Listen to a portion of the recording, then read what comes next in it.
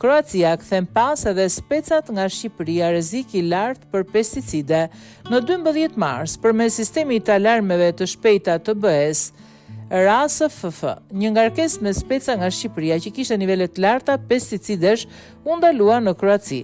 Specat u klasifikuan me rrezik të lartë për konsumatorin për shkak të përmbajtjes shumë të lartë të pesticideve. RASFF njoftoi se shqetësimi ishte serioz. Ngarkesa përmbante flonicamid, një insekticid që përdoret për kontrollin e dëmtuesve në fusha dhe sera.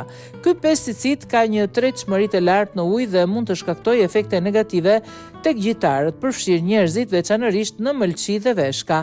Pavarësisht alarmit të dërguar nga RASFF, ende nuk ka pasur ndonjë njoftim zyrtar nga Ministria e Bujqësisë për trajtimin e ngarkesës. Pothuajse një muaj pas këtij njoftimi, mbetet e paqartë se ku ka përfunduar ngarkesa, nëse është azgjësuar apo shpërndar në tregun shqiptar, siç ndodhi edhe me mandarinat që u refuzuan nga Kroacia dhe më pas u shitën në vendin ton. Asnjë përgjigje nga autoritetet për këto pyetje. Ndërkohë, për rastin e mandarinave u arrestuan disa individ, por për çështjen e specave nuk ka ende asnjë njoftim zyrtar.